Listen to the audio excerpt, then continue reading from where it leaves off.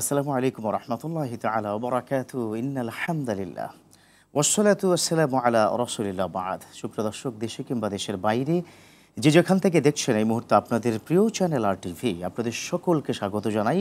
পবিত্র মাহে রমাদানের শুভেচ্ছা জানাচ্ছি আমি ডক্টর ফখরুল আশিকি। শুরু করছি আপনাদের জন্য আয়োজন, আপনাদের সাথে নেওয়া আয়োজন সরাসরি প্রশ্নোত্তরমূলক অনুষ্ঠান প্রাণ নিবেদিত প্রশ্ন করুন। প্রিয় দর্শক, অনুষ্ঠানটিতে আমরা একটি গুরুত্বপূর্ণ বিষয় নিয়ে কথা বলার চেষ্টা করে থাকি, পাশাপাশি আপনাদের অনেক ফোন নেওয়ার চেষ্টা করে থাকি এবং সেই ফোনের আমরা সমাধান দেওয়ার চেষ্টা করি। স্ক্রিনে একটি নাম্বার দেওয়া রয়েছে, আপনারা ওই নাম্বারে ফোন করুন এবং নিশ্চয়ই আমাদের পেয়ে যাবেন। আপনাদের প্রশ্নের সমাধান দেওয়ার জন্য যিনি আজকে RTVর স্টুডিওতে উপস্থিত হয়েছেন, বাংলাদেশের প্রখ্যাত স্বনামধন্য আলেম দ্বীন, বিশিষ্ট ইসলামিক স্কলার, শিক্ষাবিদ, যিনি অসংখ্য শিক্ষার্থী যার হাত থেকে তৈরি হয়েছে, তিনি আমাদের সকলের শ্রদ্ধাভাজন প্রফেসর ডক্টর হাফিজ ABM হিজবুল্লাহ, সাবেক অধ্যাপক ইসলামী বিশ্ববিদ্যালয় কুষ্টিয়া। আসসালামু আলাইকুম স্যার। ওয়ালাইকুম আসসালাম। স্যার, আপনি কেমন আছেন? আলহামদুলিল্লাহ, শরীরটা ভালো তো? আলহামদুলিল্লাহ, আল্লাহ শুকরিয়া আদায় করছি। স্যার, মাহে রমাদানকে তো বিশ্বনবী তিনটি, মানে এটাকে ভাগ করার কিছু নেই, তিনটি সম্মান তিনি দিয়েছেন। আউয়ালুহু রাহমা, আওসাতুহু মাগফিরা, আখিরুহু ইতকুম মিনান নার। তো এই যে মাগফিরাতের যে মধ্যবর্তী অবস্থা আমাদের ছেড়ে বিদায় নিচ্ছে, মনে হচ্ছে যে একজন মা বাবা সন্তানকে রেখে যখন চলে যায় যেরকম খুব কষ্ট হয়, সেরকম কেন জানি বুকের ভিতরে একটু কষ্ট হচ্ছে। কারণটা হলো এই যে আসলে আমরা সঠিকভাবে বিদায় দিতে পারছি কিনা বা কি পেয়েছি। তো আজকের বিষয় মাগফিরাতের বিদায় লগ্নে আমাদের করণীয়, যদি এই বিষয়ে একটু মাগফিরাত নিয়ে কিছু কথা বলতেন। জাযাকাল্লাহু খাইর। আমি আপনাদের মাধ্যমে আমাদের দর্শক যারা আছেন সবাইকে আন্তরিক অভিনন্দন জানিয়ে শুরু করছি। নাহমাদুহু ওয়া নুসাল্লি আলা রাসূলিল কারীম। এই যে মাগফিরাত আমরা বলি যে মাসের দ্বিতীয় 10 মাগফিরাতের, আর আমাদের হাতে কিন্তু সেই অনুযায়ী বাকি আছে আগামীকাল একদিন। শুক্রবার দিনও হয়তো পাবো রাত 2টো এবং দিন 2টো পাবো। শুক্রবার দিন দিবাগত রাতে 21 শুরু হয়ে যাবে। আসলে এই যে মাঝখানে এই যে 3 ভাগে বিভক্ত করা, এটা করা হয়েছে আমাদেরকে আমলের প্রতি উৎসাহিত করার জন্য। অন্যথায় এই মাগফিরাত কিন্তু আল্লাহ রাব্বুল আলামিনের শুরু হয়ে যায় রমাদানের প্রথম রাত থেকেই। এবং হাদিসের মধ্যে তো বলা হয়েছে, রাসূলুল্লাহ সাল্লাল্লাহু আলাইহি ওয়াসাল্লাম বলেছেন, ওয়ালিল্লাহি উতাকা ফি কুল্লি লাইলাতিন মিন রমাদান, যে প্রতি রাত্রে আল্লাহ পাক প্রচুর তার বান্দাদেরকে ক্ষমা করে থাকেন, তাদেরকে মুক্তি দিয়ে থাকেন জাহান্নাম থেকে। তারপরেও একটু গুরুত্ব বুঝাবার জন্য মাঝখানে মাগফিরাত রেখেছে, যেন পরবর্তী স্টেপ যেটা আসতেছে একটা প্রিপারেশন। এক্স্যাক্টলি। তো সেজন্য আমরা বলতে পারি যে দিন যখন ঘনিয়ে আসছে, চলেই যাচ্ছে, তখন আমাদেরকে এভাবে প্রস্তুতি নিতে হবে। আমি এর উদাহরণ দিয়ে থাকি এইভাবে যে পরীক্ষার হলে ছাত্রছাত্রীরা লিখছে, প্রথম ঘন্টা কোনো রকম লেখে, ভালো করে সুন্দর করে, দ্বিতীয় ঘন্টা একটু দ্রুত লেখে, তৃতীয় ঘন্টা আর হুঁশ থাকে, আর সময় নেই, অনেক প্রশ্ন বাকি, অনেক লেখা বাকি, কাজেই তখন সে দ্রুত কলম চালায়। স্যার, বিশ্বনবীর কি ওই হাদিসটা একটু স্মরণ করিয়ে কি দর্শককে বলবেন কিনা, যে বিশ্বনবী বলেছেন মুতু আন ক্বাবলা তামুতু, তোমরা মরার আগে মরার প্রস্তুতি গ্রহণ করো। এখন আমরা যে আসতেছি শেষের দশকে, তার একটা প্রস্তুতি তো আছে অবশ্যই। এবং এর পাশাপাশি এর হাদিসের সমর্থক বলতে পারেন আরেকটি হাদিস আছে, ইমাম তিরমিজি রাহমাতুল্লাহ আলাইহি বের করেছেন, সেটা হচ্ছে হাসিবু ক্বাবলা আন তুহাসাবু। আল্লাহু আকবার। চমৎকার একটা হচ্ছে যে তুমি মৃত্যুর আগে মৃত্যু গ্রহণ করো, মৃত্যুগ্রহণের প্রস্তুতি নাও, মৃত্যু আসার আগে প্রস্তুত হয়ে যাও। এজন্য অন্য আরেকটা হাদিসও আছে, আকসিরু যিকরা হাজিমিল লাযযাত। কি জানি বলে, তুমি কি জানি বলে, তোমার এই যে যত ভোগ বিলাস বিনোদন সবকিছু যেটা ছিন্ন করে দিবে, সেই মৃত্যুকে বারবার স্মরণ করো। আর দেখা গেছে যে মৃত্যুকে বারবার স্মরণ করলে আসলে আল্লাহর কাছে মাগফিরাতের জন্য আমরা হাত তুলতে পারি। স্যার, বেশ কিছু প্রশ্ন কিন্তু অনলাইনে চলে আসছে আপনার কাছে, অফলাইন বা ডিরেক্ট প্রশ্ন এবং অনলাইনে প্রশ্ন আমরা শুনবো। মাগফিরাত নিয়ে একজন দর্শক তিনি প্রশ্ন করেছেন যে, শাইখ যদি আমাদেরকে বলতেন আমরা যারা মাগফিরাত মিস করেছি সেজন্য কি আল্লাহ পাকড়াও করবেন কিনা? বড় চমৎকার প্রশ্ন করেছেন, জীবন ঘনিষ্ঠ এই প্রশ্ন অনেকেরই।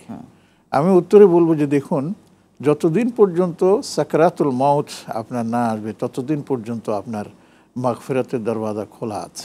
আপনাকে এই হতাশ হওয়ার কোনো কারণ নেই, মির রাহমাতিল্লাহ। তবে এই কথা বলবো যে দেখুন, যেহেতু মৃত্যুর কোনো সময়সূচি নেই, তাহলে আপনাকে ধরে নিতে হবে যে কোনো সময় আপনি মৃত্যুমুখে পতিত হতে পারেন, অথবা অতএব তার আগেই আপনি মাগফিরাতের জন্য আল্লাহর দরবারে হাজিরে দিয়ে আপনি মাগফিরাতকে কনফার্ম করেন। আপনার মাগফিরাত মিস হয়েছে কে বলেছে আপনাকে? আল্লাহ পাক বলতেছেন যে তুমি আমার কাছে চাও, মাফ করার দায়িত্ব তো আমার। কাজে আপনি রাত দিন যখনই সুযোগ পান আল্লাহর কাছে বলুন, আস্তাগফিরুল্লাহ, আল্লাহ আমি আপনার কাছে আমার কৃত গুনাহের অপরাধের জন্য আমি ক্ষমা চাচ্ছি, এবং তওবা করেন পাক্কা তওবাতুন নাসুহা, যে আল্লাহ আপনার সাথে ওয়াদা করছি যা হয়ে গেছে হয়ে গেছে, আমাকে ক্ষমা করে দেন, আমি আর করব না। তাহলে আল্লাহ পাক এখানে সুন্দর বলে দিয়েছেন, ওয়া ইযা সালাকা ইবাদি আন্নী ফাইন্নী কারীব উজিবু দাওয়াতাদ দাআ, তোমরা চাইলেই আমি তোমাদের দাওয়াত কবুল করে নেব। শুধু তাই না, এর সাথে সুখবর দিয়েছেন, ফাউলাইকা ইউবাদদিলুল্লাহু সাইয়্যাতিহিম হাসানাত। সুবহানাল্লাহ, ঈমান আনেছে এবং কিদিন আমল সালেহ করেছে, তওবা ইস্তিগফার করেছে, তওবা করেছে, সে পুরা মানে এর নাম কি মানে করেছে, প্রতিজ্ঞা করেছে সে আর গুনাহ করবে না। জি স্যার, আমাদের একজন দর্শক অপেক্ষা করছে, ফোনটা নিতেই হচ্ছে আমাকে। প্রিয় দর্শক, কে বলছেন, কোথা থেকে বলছেন, প্লিজ আপনার প্রশ্নটি করুন। জি, আমি বগুড়া থেকে বলছিলাম, বকুল। আসসালামু আলাইকুম। ওয়া আলাইকুম আসসালাম। জি, আমি বলতে চাচ্ছিলাম যে নতুন একটা মসজিদ নির্মাণ আছে, জি, তো মসজিদে মেহরাব নাই, মেহরাব ছাড়া কি নামাজ পড়ানো যাবে কিনা? ওখানে কি আপনার জামে মসজিদ কিনা আপনি নিশ্চিত করবেন কি ওটা কি জামে মসজিদ কিনা নাকি পাঞ্জেগানা মসজিদ? জামে মসজিদ, কিন্তু মেহরাব নেই। তাহলে যিনি খুতবা দিচ্ছেন জুমার নামাজে তিনি কোথা থেকে দেন? জি, কিভাবে দেন? এটা আপনার সামনের কাতারে একটা বাদ দিয়ে রেখে ওখানে মানে দাঁড়িয়ে তিনি খুতবা দেন। বুঝতে পেরেছি। মেহরাব ছাড়া জুমার নামাজ বা মসজিদ সম্পূর্ণ কিনা বা অসম্পূর্ণ কিনা বিষয়টা আপনি জানতে চাচ্ছেন, থাকুন আপনি আরটিভির সাথে। Sir please. জি, মেহরাব ছাড়া মসজিদ হতে পারে, মেহরাব ছাড়াও হতে পারে, চতুষ্কোণ আপনার মসজিদ হয়। মেহরাবটা মূলত দেখা যায় অনেক সময় মসজিদের বাইরে থাকে, এই জন্য ইমাম সাহেব যখন দাঁড়ান তখন ভিতরে এক কাতার বা আপনার অন্তত পক্ষে আধা কাতার ভিতরে রেখে তখন মসজিদে ইমাম সাহেব দাঁড়ান। কিন্তু স্যার এটা সুন্নাহ প্রক্রিয়া কিনা? না, সুন্নাহ প্রক্রিয়ার মধ্যে এটার কোনো নাই। একটা জিনিস আছে, আমরা আপনার গেলে দেখবেন। স্যার এটা একটু শুনবো, একটু লম্বা আলোচনা নিশ্চয়ই আপনি করবেন, অনেক দর্শক তো, আরেকটা ফোন নিয়ে তারপর আলোচনা করছি। প্রিয় দর্শক, কে বলছেন, কোথা থেকে বলছেন? সম্ভবত সংযোগটি কি বিচ্ছিন্ন হয়ে গেছে কিনা আপনার, আপনি চেষ্টা করুন, ইনশাআল্লাহ আপনি আমাদের পেয়ে যাবেন। স্যার আমরা তাহলে প্রশ্নের জবাবটা দিয়ে দিই। হ্যাঁ, প্রশ্নের জবাব দিয়ে দিই। সংক্ষিপ্ত হচ্ছে যে মেহরাব থাকা ভালো, যদি না থাকে কোনো সমস্যা নেই। কিন্তু সুন্নাহ খেলাফ কিনা? না, সুন্নাহর খেলাফও না, কারণ রাসূলুল্লাহ সাল্লাল্লাহু আলাইহি ওয়াসাল্লাম যখন মসজিদ নববী তৈরি করেছিলেন তখন সেখানে কোনো মেহরাব ছিল না, কিন্তু পরবর্তীতে মেহরাব হয়েছে। এই জন্য এটাকে আমরা সুন্নাতুল খোলাফাদের সময় ছিল কিনা এটা আমার পুরোপুরি আমি কনফার্ম না, তবে হলে ভালো হয়, এক কথাটা বলা যায়। কিন্তু মূল মসজিদের জন্য মেহরাব শর্ত নয়, এই কথাটা স্পষ্ট। জি, চমৎকার। স্যার আরো একজন দর্শকের ফোন নিয়ে নিচ্ছি। দর্শক, কে বলছেন, কোথা থেকে বলছেন, প্লিজ আপনার প্রশ্নটি করুন। আমার কত প্রশ্ন হইল যে পীর ধরা জায়েজ আছে কিনা, আর দ্বিতীয় প্রশ্ন হইল যে বুখারীর হাদিস আছে রমজানের ভিতরে বাইরে 11 রাকাত আল্লাহর নবী বলতে, আমরা কি রমজানের বাইরে তারাবি পড়মু? এই প্রশ্ন আমি কি খুব বেশি বুঝতে পেরেছি কিনা জানি না। স্যার আপনি কি বুঝতে পেরেছেন কিনা? দুটো প্রশ্ন। পরেরটা হয়তো বুঝেছি, প্রথমটা আমার খুব আচ্ছা, প্রথমটা আমরা খুব একটা স্পষ্ট নই, পরেরটা আমরা বুঝেছি। যেটা বুঝেছি সেটা জবাব ইনশাআল্লাহ তাআলা দিয়ে দিচ্ছি, থাকুন আপনি আরটিভির সাথে। স্যার উনি বলছেন যে তারাবির কথা বলছেন আর কি, উনি বলছেন যে আর নবীজি বুখারীর হাদিস দিয়ে উনি বলেছেন যে নবীজি 8 রাকাত পড়তেন, তো আমরা 12 রাকাত মানে 20 রাকাত বা পড়ি কেন, এই ধরনের একটা জাতীয় প্রশ্ন। উত্তরে আমি সোজা এই কথা বলবো যে নবীজি সাল্লাল্লাহু আলাইহি ওয়াসাল্লাম তো আপনার রমাদানের বাইরেও আপনার কি জানি বলে কিয়ামুল লাইল করতেন। হ্যাঁ, কিয়ামুল লাইল করতেন। জি, 32, আমিও সেটা বলতেছি। তো আপনি কি সেটাকে রমাদানের সাথে গুলিয়ে ফেলছেন কেন? গুলিয়ে হচ্ছেন কেন? তারাবি পড়া হয় সন্ধ্যা রাতে, আর আপনার কিয়ামুল লাইল পড়া হয় শেষ রাতে। শেষ রাতে যেটা আমরা পড়ি কিয়ামুল লাইল, আপনি রমাদানের পরে কি সেটাকে কি আপনি তারাবি বলবেন? সেটাকে তারাবি বলবেন না। তারাবি হচ্ছে রমাদানের বৈশিষ্ট্য, এবং সেটা আপনি কতটুকু পড়বেন সেটা আপনার জন্য নির্ধারিত।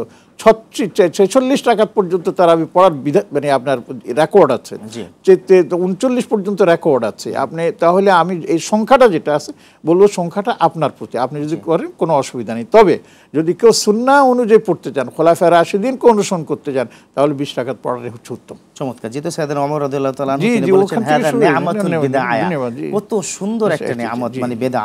তো যাই হোক আমরা এটাই করব। স্যার আরেকটা ছোট্ট করে তিনি প্রশ্ন করেছেন, যদি আমি বুঝতে পারিনি তবে যতটুকু বুঝতে পেরেছি, পীর ধরা যাবে কিনা এই জাতীয় তিনি একটা প্রশ্ন ছুড়ে পীর দিয়েছেন। ধরা বলা হয় আসলে ওস্তাদ ধরা আর কি। আচ্ছা, পীর আচ্ছা। মানে ওস্তাদই আমরা পীর বলি। শব্দটা ফার্সি শব্দ, জি। এটা আরবি শব্দ? জি, আরবি শব্দ হচ্ছে শেখ, শেখ। শেখ বলা হয় আর কি। জি। এটাকে আমরা বাংলায় পীর বলি। আছে যেটা হোক, আমরা বলি যে ওস্তাদ যেমন আমরা ধরি, আমি পড়ালেখা যখন করি, জি টিচার।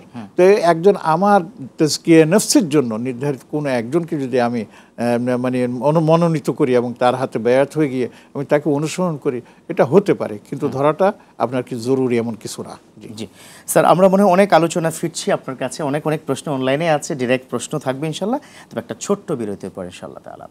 প্রিয় দর্শক, দেখছেন আপনাদের প্রিয় চ্যানেল RTV এবং RTVর নিয়মিত আয়োজন, প্রতিদিনের আয়োজন, সরাসরি প্রশ্নোত্তরমূলক অনুষ্ঠান প্রাণ নিবেদিত প্রশ্ন করুন। এই পর্যায়ে নিতে হচ্ছে ছোট্ট বিরতি, কোথাও যাবেন না, ফিরছি কিছুক্ষণের মধ্যেই।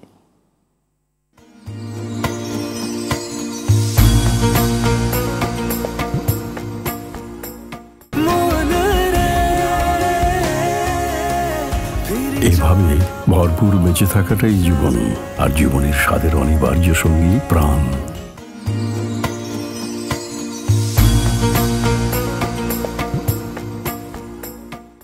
আলহামদুলিল্লাহ প্রিয় দর্শক, ফিরে এলাম বিরতির পর। আমাদের সাথে থাকার জন্য ধন্যবাদ। দেখছেন আপনাদের প্রিয় চ্যানেল RTVর নিয়মিত আয়োজন, পবিত্র মাহে রমাদানের বিশেষ আয়োজন, সরাসরি প্রশ্নোত্তরমূলক অনুষ্ঠান প্রাণ নিবেদিত প্রশ্ন করুন। প্রিয় দর্শক, অনুষ্ঠানটিতে আপনাদের প্রশ্ন নেওয়া হয় এবং তার জবাব দেওয়ার জন্য আমরা চেষ্টা করে থাকি। স্ক্রিনে কিন্তু একটি নাম্বার দেওয়া রয়েছে, সেখানে আপনারা ফোন করবেন, নিশ্চয়ই আমাদের পেয়ে যাবেন। আজ আমাদের RTVর স্টুডিওতে যিনি রয়েছেন, বাংলাদেশের সুনামধন্য প্রখ্যাত আলেমী দ্বীন, বিশিষ্ট শিক্ষাবিদ প্রফেসর ডক্টর হাফেজ ABM হিজবুল্লাহ স্যার। আমরা আবারও আলোচনা ফিরছি স্যার আপনার কাছে।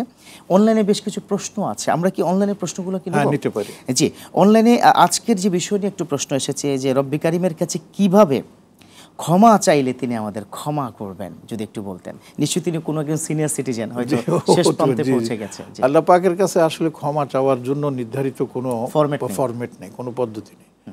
আপনি হাউকাউ করেও যদি আল্লাহর কাছে বলেন, আল্লাহ সেটাও বুঝে। আর আল্লাহ পাকের কাছে যদি আপনি সুন্দর করে বলেন, সেটাও বলেন, বিনয়ের সাথে যদি বলেন, আপনি সেটাও বোঝেন। দেখুন, আমরা যখন কান্না করি, তখন কিন্তু বাচ্চারাও যখন কান্না করে, প্রথমে এটা দাও ওইটা দাও, তখন কান্না শুরু করে, খুঁজা দেয়, কিন্তু শেষ পর্যন্ত হাউমাউ করে করতে থাকে, তখন মা বুঝে আর কি দিতে বাধ্য হয়। দেখুন, আমাদের জন্য কোনো ফরম্যাট নেই, কোনো বয়স নেই, কোনো কিছু নেই। আপনি যে কোনো সময়, যে কোনো মুহূর্তে, যে কোনো অবস্থায় শুধু একটা শর্ত রাখবেন, দিলটাকে আল্লাহর সাথে কানেক্ট করে দিয়ে বলবেন যে আল্লাহ, আমি আচ্ছা, আপনি ছাড়া আর আমার কেউ নেই, আপনি আমাকে যদি ক্ষমা না করেন আমার উপায় নেই, দুনিয়াতেও না আখিরাতেও না, অথবা আপনি আমাকে ক্ষমা করুন। এভাবে যদি নিজেকে সমর্পণ করতে উজাড় করে দেওয়া যায়, তাহলে আল্লাহ পাক অবশ্যই শুনবে। জি স্যার, আমাদের একজন দর্শক আছে, ফোন নিয়ে নিচ্ছি। প্রিয় দর্শক, কে বলছেন, কোথা থেকে বলছেন? প্লিজ আপনার প্রশ্নটি করুন। দর্শক শুনতে পাচ্ছেন আপনি? প্রিয় দর্শক, সম্ভবত সংযোগটি বিচ্ছিন্ন হয়ে গেছে, আপনি আরও একবার চেষ্টা করুন, নিশ্চয়ই আপনি আমাদের পেয়ে যাবেন। আমরা একটু পরবর্তী প্রশ্নের দিকে যেতে চাই। তিনি বলেছেন যে আমার বাবা, তাকে জীবনে অনেক প্রকাশ্যে গুনাহ করতে দেখেছি, প্রায়ই দেখি তিনি এখন মসজিদে গিয়ে ক্ষমা চায়। যেহেতু তিনি প্রকাশ্যে গুনাহ করেছেন, অনেক মানুষ সেটা দেখেছে, তার ক্ষমা আসলে হবে কিনা, নাকি ওই ব্যক্তিগুলো সাক্ষী দিবে? মানে এটার মোদ্দা কথা হচ্ছে, কোনো গুনাহ যদি কেউ দেখে ফেলে, সমাজের একটা রেওয়াজ আছে, কাউকে দেখেও না, সে কাল কিয়ামতের ময়দানে সাক্ষী দিবে। এই যেহেতু কি আসলে কোনো হাদিস কিংবা ইসলাম কি বলে? আসলে আছে, যদি সে ক্ষমাপ্রাপ্ত না হয়ে যায়। আচ্ছা, ক্ষমাপ্রাপ্ত হয়ে গেলে তখন আল্লাহ তার এই সমস্ত গুনাহকে গোপন করে দেবে, হাইড করে ফেলবেন। আছে, এই জন্যই বলছে ওয়াফু আন্না। ওয়াফু আন্না মানে কি, আল্লাহ আমার আমল নামা থেকে আমার সমস্ত গুনাহকে হাইড করে দেন, মুছে দেন। সুবহানাল্লাহ। স্যার, একজন দর্শকের ফোন নিয়ে আলোচনায় ফিরবো। প্রিয় দর্শক, কে বলছেন, কোথা থেকে বলছেন? প্লিজ আপনার প্রশ্নটি করুন। হুজুর, জি, এই আমি ফেতরা কি আমি একজনকে দিতে পারবো না, একটা ফেতরা ভাঙ্গা দিতে পারবো? ফেতরা একজনকে একটা দিতেই না, ভাঙ্গা দিতে হবে? আচ্ছা, বুঝতে পেরেছি। ফেতরা কি একজনকে দিতে পারবেন নাকি ভেঙে ভেঙে দিতে পারবেন? যে থাকুন, আপনি আমাদের সাথে ইনশাআল্লাহ প্রশ্নোত্তর পেয়ে যাচ্ছেন, প্লিজ। G sir. তো আগের প্রশ্নে যেটা ছিল যে আপনি যে একটু বলছেন, দেখছেন বাবাকে যে মানুষকে এটা একটু দিয়ে দেন, পরে ওটা। ও আচ্ছা, হ্যাঁ, ওটা আপনি কি জানেন বলে একজনকেও দিতে পারবেন, ইচ্ছা করলে ভেঙে ভেঙে দিতে পারবেন। তবে আমরা বলি যে একজনকে দেওয়াই উত্তম, সে তার কিছু কাজকর্ম সে করতে পারবে, মানে নিজের পার্সোনাল। এই যে ঈদের সময় ভাগাভাগি করা, হ্যাঁ, আপনি যদি কাউকে 5 টাকা দেন, সে 5 টাকা দিয়ে কি করবে? জি, তার চাইতে বরং যদি আপনার একজনের জন্য 200 টাকা হয়, প্রয়োজনে একজনকে দিলেই তার জন্য অনেক উপকার হয়ে যাবে ইনশাআল্লাহ। বাবার কি অবস্থা? বাবার কথা এটা বললাম যে ছেলে সাক্ষী দিচ্ছে যে অনেকে দেখেছে ওনার গুনাহের কথা, আর এখন উনি মসজিদে গিয়ে ক্ষমা চাচ্ছেন। আমি বলবো যে এই যে ক্ষমা চাচ্ছেন, আল্লাহ পাককে যে ক্ষমা চাওয়ার তাকে মানে সুযোগ দিয়েছেন, আমি মনে করি যে এটা আল্লাহর রহম করতেছেন তার প্রতি। আপনারা এবার দোয়া করতে থাকেন, বাবাও ইনশাআল্লাহ নিশ্চয়ই দোয়া করতেছেন যে আল্লাহ যারা দেখেছে আল্লাহ তাদের থেকে এই জিনিসটা আপনি মানে ইয়ে করে দেন, আফুন করে দেন, মানে একবারে মুছে দেন, তারাও যেন এটা ভুলে যায়। আপনি নিশ্চিত থাকুন যে আপনার বাবা যেভাবে আল্লাহর কাছে চাইতেছেন আপনারাও সেভাবে আপনার আল্লাহর কাছে চান যে হ্যাঁ আমরা আল্লাহ জানি আমার বাবাকে আপনিও মাফ করে দেন, তাহলে ইনশাআল্লাহ আল্লাহ পাক ক্ষমা করে দেবেন ইনশাআল্লাহ। চমৎকার স্যার। দোয়া কবুলের 24 ঘন্টার মধ্যে কি নির্দিষ্ট কোনো একটা সময় আছে কিনা, বিশ্বনবী বলে দিয়েছে কিনা এই সময় দোয়া করবে মিস হবে না, এরকম কি? হ্যাঁ, এরকম দোয়া তো বলা আছে, একটা হাদিসের মধ্যে আছে 3 সময়ের দোয়া আল্লাহ পাক কবুল করেন। একটা হচ্ছে ফরজ নামাজের পরের দোয়া, আরেকটা হচ্ছে ভোর রাত্রে আপনার ইয়ের দোয়া শেষ রাত্রে যেটা, আরেকটা হচ্ছে আপনার মুসাফিরের দোয়া আল্লাহ আকবার করছে। এবং অন্য হাদিসের মধ্যে আছে মাজলুমের দোয়া আল্লাহ পাক ফিরিয়ে দেন না। আচ্ছা, আরেকটা সময় আছে যেমন নাকি এখন যেটা চলতেছে রমাদানে ইফতারের সময়ের যে দোয়াটা, এই দোয়াটার কথা তো বলছেন ওয়ালাহু দাওয়াতুন মুস্তাজাবা ইনদা ইফতারিহি, ইফতারের সময় তার এক দোয়া আল্লাহ পাক অবশ্যই কবুল করে থাকে, লা ইয়ারুদ্দু দুআ ফি ফিতরি। জি, তো এইভাবে আমরা দেখতে পাই যে ইফতারের সময় আমরা ইফতারি সামনে রেখে আল্লাহর কাছে যদি দোয়া করি, এককভাবে হোক সামষ্টিক হোক, ইনশাআল্লাহ আল্লাহ পাক সে সময় আল্লাহ পাক দোয়া কবুল করবেন। আলহামদুলিল্লাহ। স্যার একটা প্রশ্ন মানে দেখে আমার ভীষণ কষ্ট হচ্ছে, চোখের পানি আসলে ধরে রাখতে পারছি না, যে গতকাল পর্যন্ত প্রায় 500 জন মানুষকে নৃশংসভাবে ইসরায়েলি বাহিনী তারা খেতে বসেছে সাহারির সময়, তখন কিন্তু একটা মিসাইল, কয়েকটা মিসাইলে কিন্তু ইনস্ট্যান্টলি প্রায় 250 লোক শিশু সহ মারা গিয়েছে। এখন প্রশ্ন এসেছে যে বিশ্ব মুসলিম 190 কোটি সবাই মিলে দোয়া করছে ইফতারির সময়, সাহারির সময়, শেষ রাত্রিতে, এই দোয়াটা কেন কবুল হচ্ছে না? স্যার এটা আপনি বলবেন, তবে একজন দর্শকের ফোন নেওয়ার পরে।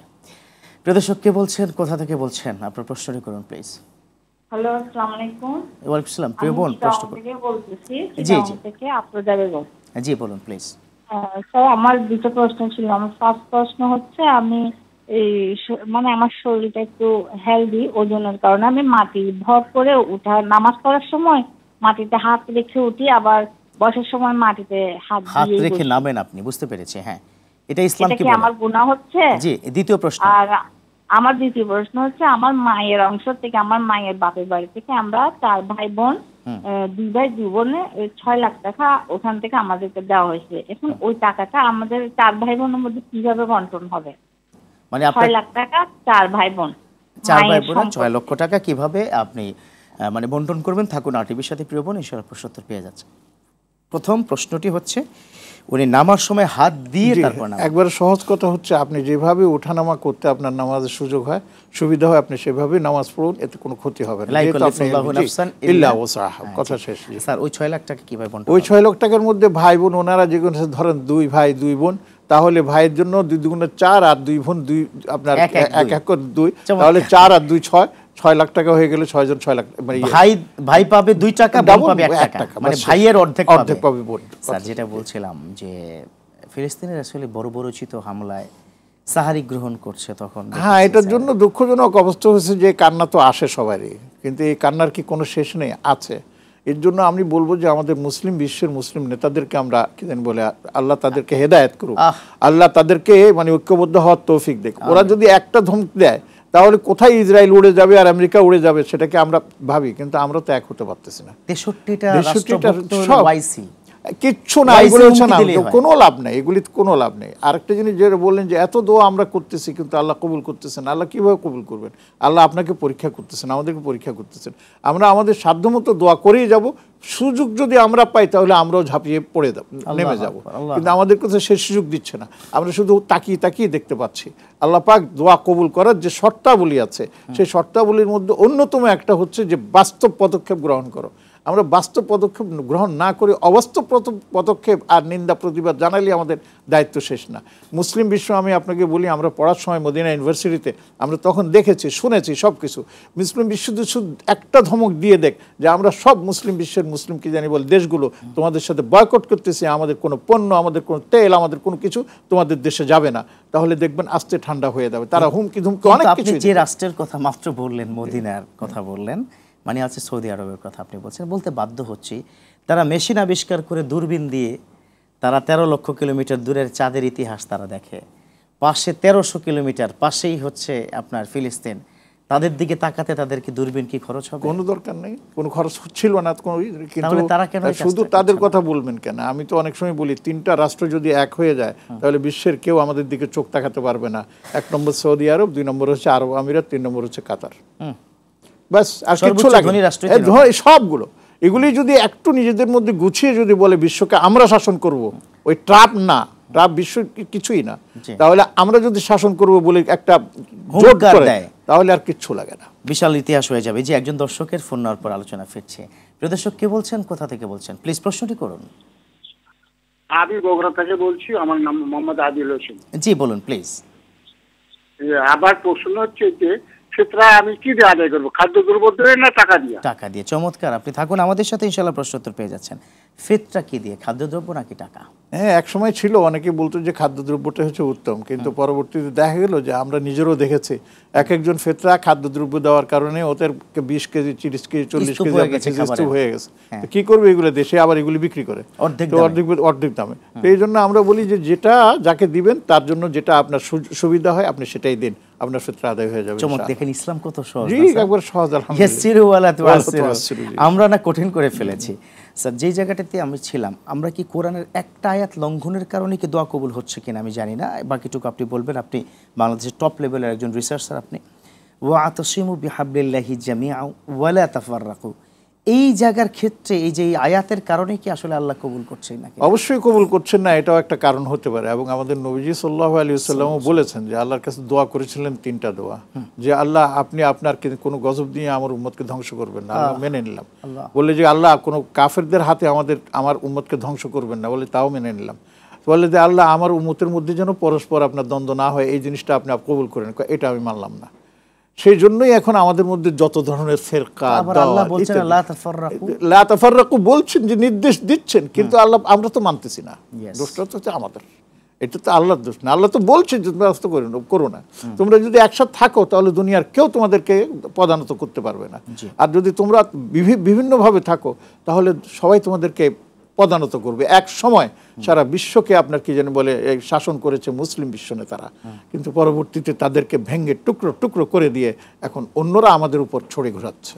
স্যার, আপনি যেখানে পড়াশোনা করেছেন মদিনা কিংবা ওই দেশের কথা আমি বলবো, এক ইফতারিতে পার হেড এরকম আছে বাংলা টাকায় 2 লাখ টাকার খাবার নিয়ে বসেছে, এরকম ইতিহাস আমরা দেখেছি, যেটা আমরা সোশ্যাল মিডিয়াতে দেখলাম।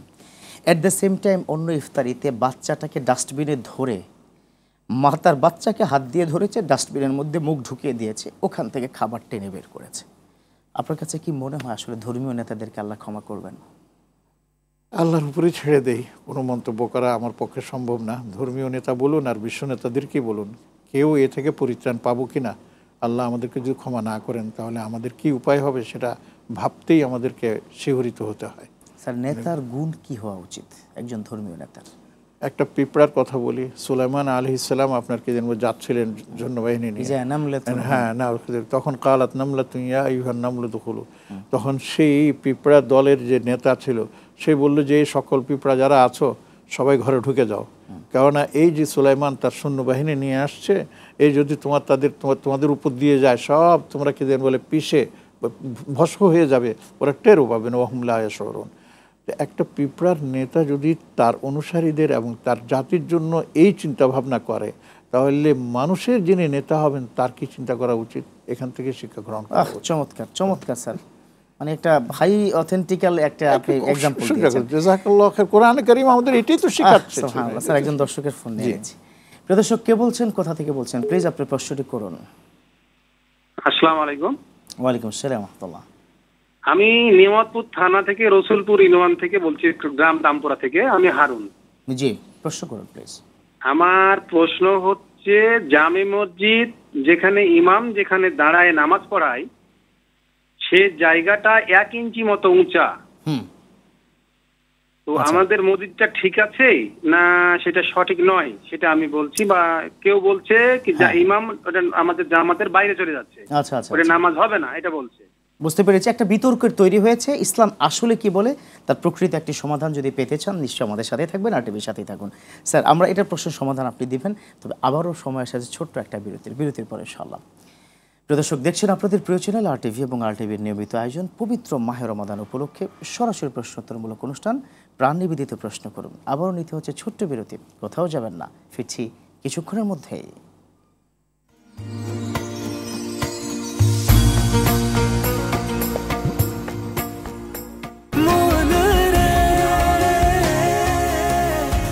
এভাবে ভরপুর বেঁচে থাকাটাই জীবন, আর জীবনের স্বাদের অনিবার্য সঙ্গী প্রাণ।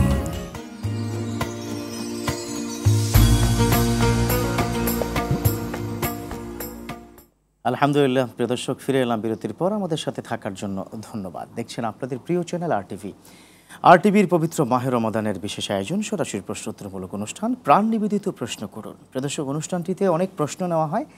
স্ক্রিনে কিন্তু একটি নাম্বার দেওয়া রয়েছে, আপনারা ফোন করুন, আমাদের পেয়ে যাবেন। চলুন আমরা আলোচনা শুনি। যিনি রয়েছেন প্রফেসর ডক্টর হাফিজ ABM হিজবুল্লাহ স্যারের কাছ থেকে আমরা আলোচনা শুনব। বিরতির পূর্বে অনেকগুলো প্রশ্নের সমাধান কিন্তু আপনি দিয়ে ফেলেছেন। তো একটি মানে প্রশ্ন, আমাদের তো অনেকগুলো প্রশ্ন আসে, তার মধ্যে আমাদের অনলাইনে একটি প্রশ্ন চলে এসেছে। আমরা মনে অনলাইনের প্রশ্নের একটু সমাধান দিয়ে নিই। অনলাইনের প্রশ্ন হচ্ছে, স্যার আপনি তো বললেন 3টি সময় দোয়া কবুল হয়। 3টি সময়ে যদি দোয়া কবুলই হয়ে থাকে, তাহলে আমি আমার সন্তানের জন্য তো ওই 3টি সময় অনেকবার দোয়া করেছি, দোয়া কেন কবুল হচ্ছে না?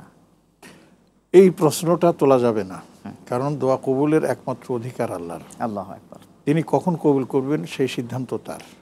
আপনাকে যদি কবুল না হয়, সারা জীবন যদি দোয়া করতেই হয়, করতেই হবে, আপনাকে উপস্থিত থাকতে হবে। না, কোনো ব্লেম দেওয়া যাবে না। দোয়া কবুলের 3টা বিষয় আছে। একটা হচ্ছে কিছু দোয়া আল্লাহ পাক তাৎক্ষণিক কবুল করেন, আচ্ছা, কিছু দোয়া আল্লাহ দেরি করে কবুল করেন, আর কিছু দোয়া আছে আল্লাহ ভাবেন, আল্লাহ জানেন যে এই দোয়া কবুল করলে বান্দার ক্ষতি হতে পারে, এই জন্য আল্লাহ পাক সেই দোয়া কবুল করেন না। ওটা আখিরাতের জন্য রেখে দেন, এবং হাদিস দ্বারাই এটা প্রমাণিত। আখিরাতে তাকে এই দোয়ার বিনিময়ে আল্লাহ তাকে পোষায় দেন। মানে সোজা কথা, দোয়া কবুলের তো শর্ত পূরণ করতে হবে। জি, শর্ত আছে। তার যে পিতামাতা তিনি হারাম কাজ করছেন বা তিনি হকালালি চলছেন না, হালাল ইনকাম করছেন না, তারা আবার দোয়া করবেন সেটা কবুলও চাচ্ছেন, এটা তো আসলে আজীব কথা। স্যার, একটা অনলাইনে একটা প্রশ্ন এসে গেছে যে বাংলাদেশে বিভিন্ন জেলাতে মসজিদে ইফতারের সময় 50, 60, 100, 200, 500 লোকের ইফতার হয়। কোনো কোনো মসজিদে বেশ VIP টাইপের ইফতার হয়, আবার কোনো মসজিদে খুব নর্মাল টাইপের ইফতারি হয়। এটা নিয়ে ট্রলিং করা হচ্ছে, যারা খুব নর্মাল হয়তো খিচুড়ি দিয়ে ইফতার দিচ্ছে, এটা কি ঠিক হচ্ছে কিনা? অবশ্যই না ভাই। রাসূল করিম সাল্লাল্লাহু আলাইহি ওয়াসাল্লাম তো বলেছেন, তোমরা যদি কোনো রোজাদারকে ইফতারি করাতে চাও, করো, প্রয়োজনে একটা খেজুর দিয়ে। বলা আছে। তো যার যেখানে সুবিধা তারা পাচ্ছে, তারা সেখানে পাচ্ছে। হয়তো তাদের মানে ইনকাম ভালো, তাদের অর্থ সামর্থ্য ভালো, এই জন্য তারা ভালো খাচ্ছে। ওনারা যতটুকু পাচ্ছে, আপনি মনে রাখবেন এখলাস বড় জিনিস। বড় বড় জিনিস যদি আপনি খান, যদি এখলাস নাই, তাহলে এতে কোনো লাভ নাই। কি করছে সেটাই তো বলতেছি আর কি। তো কাজেই আপনি এখলাসের সহিত ইফতারি করান। যদি মানে পানির পিপাসার এক ঢোক পানিও দেন, ওটাও অনেক দামি পোলাও কোরমা। কথা শেষ, আর কিছু লাগবে। কোনো ট্রল করা যাবে না, বরং ট্রল করতে গেলে আপনার আমলটাই ধ্বংস হয়ে যাবে। স্যার, কম্পিটিশন কি করা যাবে? কম্পিটিশন করা যাবে ভালো কাজে। তো আল্লাহ পাক বলছেন, ফাস্তাবিকুল খায়রাত, ভালো কাজ তোমরা কম্পিটিশন করো। একজন বলবে যে হ্যাঁ অমুক মসজিদে আমার মুসল্লি ভাইরা ভালো খাচ্ছে, আমার মসজিদে খারাপ খাচ্ছে, তা আমি এবার আমার মসজিদে ভালো খাওয়াবো। খাওয়ান, মানা করেছে, বরং এর দ্বারা আপনি উপকৃত হবেন, বান্দারা উপকৃত হবে, কোনো অসুবিধা নেই। স্যার, খুব গুরুত্বপূর্ণ একটি প্রশ্ন আপনাকে করতে চাই। অনলাইনে এসেছে যে মাত্র 20 দিনে তারাবি শেষ হচ্ছে, আগামীকাল আমাদের শেষ তারাবি। এরপরে আমরা দেখেছি ওই এলাকাতে বা ওই মসজিদে আশেপাশে এলাকার মানুষজন তারাবি পড়ছে না, এই ক্ষেত্রে গুনাহ হবে কিনা? আসলে এটা একটা আমাদের দেশের মধ্যে চলমান একটা হয়ে গেছে, প্রচলন হয়ে গেছে। তারাবি শেষ হলে পরে আর তারাবির প্রতি মানুষের সে আকর্ষণ থাকে না। সূরা তারাবি অনেকে পড়তে চান না, এবং তারাবি বাদ দিয়ে দেন। তো এখানে আমি বলবো যে তারাবি যদি একেবারেই না পড়েন, তাহলে তিনি তারাবির সওয়াব থেকে মাহরুম হলেন, তার রোজার কোনো ক্ষতি হবে না। তবে আমরা বলবো যে ভাই দেখুন, আমরা সবসময় বলে আসতেছি, রমাদান মানে ইবাদতের মাস, রমজান মানে কোরআনের মাস, রমজান মানে সালাতের মাস, রমজান মানে এই মাস, এই মাস। তো কেন তারাবি শেষ হয়ে গেল, শেষ মানে খতম শেষ হয়ে গেল, আমার তারাবি শেষ হয়ে গেল, এটা কোথায় পেলেন? যতদিন রমাদান ততদিন তারাবি, যতদিন রমাদান ততদিন তারাবি। অতএব আপনি যদি সূরা মানে খতম তারাবি শেষ হয়েছে, তো সূরা তারাবি তো শেষ হয় নাই, তারাবির নামাজ তো প্রতি রাতেই তো তারাবি আছে। কাজেই আমরা চেষ্টা করব যে এই তারাবি রমাদানের শেষ দিন পর্যন্ত যেন আমরা জারি রাখতে পারি।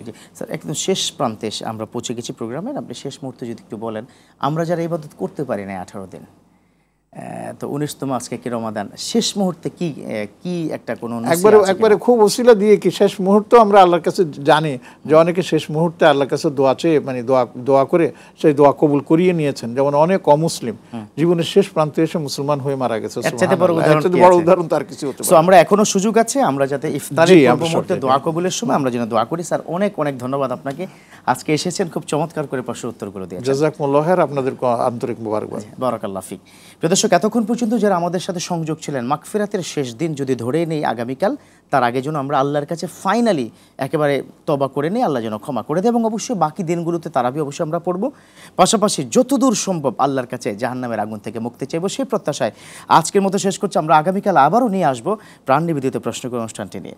সে পর্যন্ত আল্লাহ আপনাদের সকলকে ভালো রাখুক। আল্লাহ হাফেজ।